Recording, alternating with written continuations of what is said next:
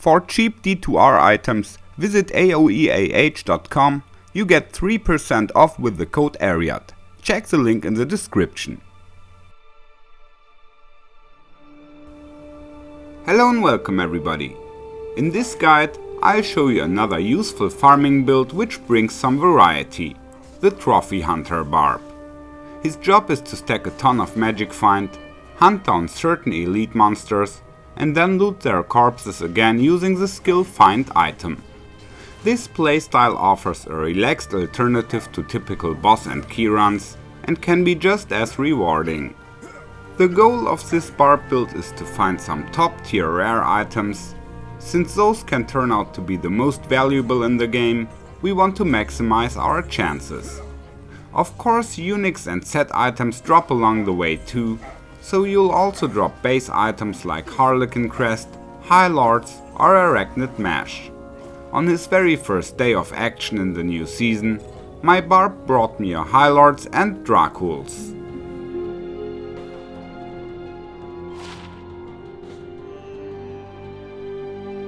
So let's start with the stats and skills. We need enough strength and dexterity for the gear, and the rest goes into vitality. In the War Cries, we max battle orders and find potion. The latter is a synergy for find item. We skill find item until we reach level 18 with gear and buffs. In my build, that's 9 base points. We take battle command with 1 point of course, and Warcry is a 1 point wonder as well. When facing elite groups, you can just stun the monsters or make them flee by howl. Like that, you can focus the leader first. In the combat skills we unlock everything up to Whirlwind and Berserk with 1 point. We'll attack with Concentrate and Berserk. But since the build is designed for players 1 and uses a Grief, we don't need to invest more points. The damage will be fine. Leap and Whirlwind help us to bypass obstacles or escape surrounding monster packs. In the masteries, we definitely put 1 point into the Sword Mastery and also unlock the 4 passive skills down below with 1 point each. That's the core of the build. Remaining points can be spent in an offensive or defensive manner. Since I use Concentrate a lot, I maxed out Iron Skin here, so I reach around 20k defense while attacking. That offers me a quite solid protection without using a shield. Remaining points went into Sword Mastery, which boosts both attacks and increases my crit chance. If you prefer Zerking, then max out Berserk instead of Iron Skin. Defense drops to 0 when attacking anyway. In that case, I recommend using a shield, because your block chance still works while Zerking. That leads us to the gear. I play a Grief Faceblade in the main hand. That's great for avoiding repair costs. Best budget alternative, the runeword Unbending Will in a Colossus Blade. In the second weapon slot I put a Faceblade with 6 Ist runes.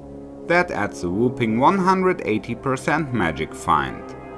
A budget option would be an Alibaba.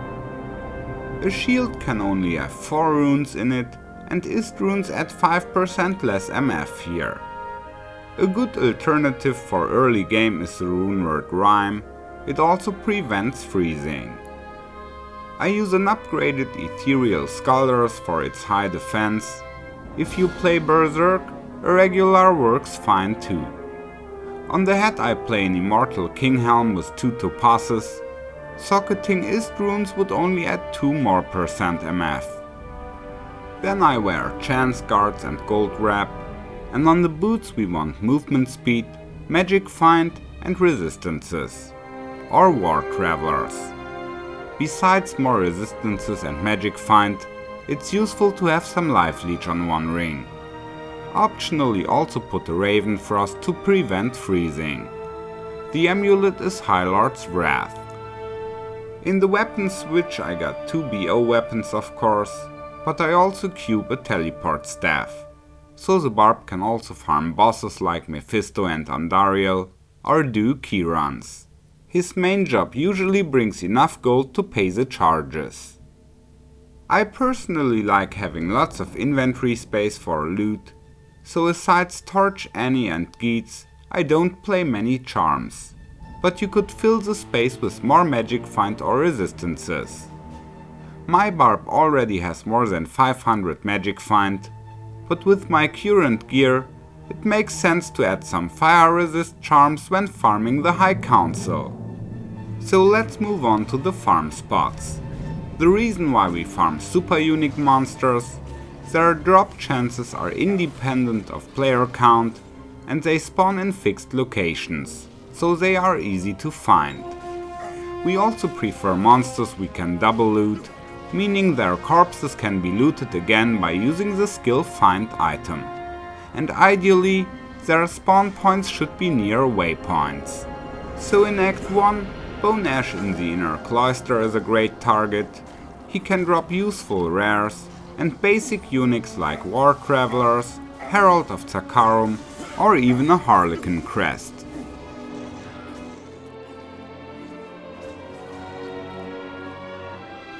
Fire Eye in Act 2 is a less known old school farm spot.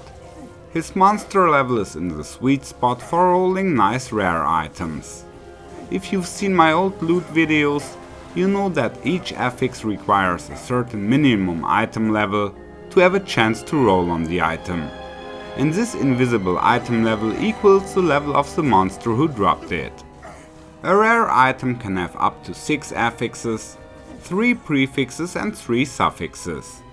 And due to the fact that each affix has an item level requirement, you won't be able to find truly valuable items like melee PvP gear when farming below a certain level. But not all high level affixes are useful. At some point, lots of junk gets into the pool. So it turns out that the entire Palace Cellar with area level 78 and elite groups at level 81 is perfect for hunting rare items with the most wanted affixes. The YouTuber Cooley recently made a great video on this farm spot. You should definitely check it out. A link is in the description below. To farm Fire Eye, go to the Arcane Sanctuary waypoint and go back through the portal. He spawns either right in that room or slightly above in one of the rooms next door.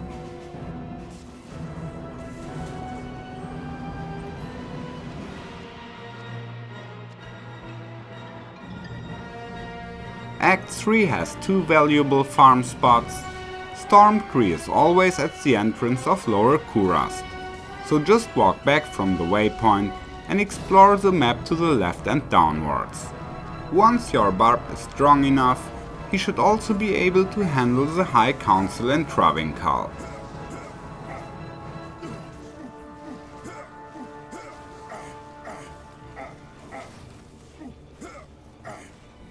There are several farm spots in Act 5, including some that can drop top tier loot like Griffin's Eye or a COA. At the first waypoint, you'll meet Eldritch. He doesn't have the highest loot pool yet, but he's quickly done and easy to kill, even at low level and gear. You could take out Shank as well, but he can't be double looted. Pindleskin is a bit more dangerous. Add him to your route only when your Barb is ready.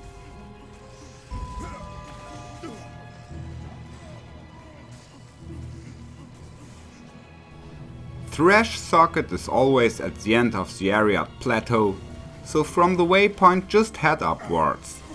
The map will either go up left or up right. You can tell by how buildings and doors are oriented. Since the waypoint position varies a lot, I farm this one using the teleport staff.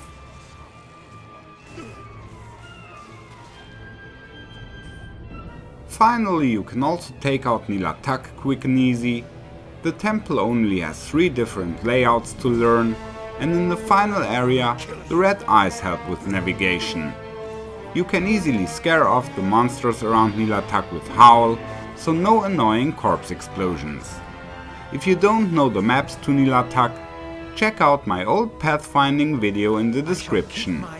I say goodbye, take care, and may the loot be with you. Follow me. Come on. Fitting death for a traitor. Thank you. Goodbye.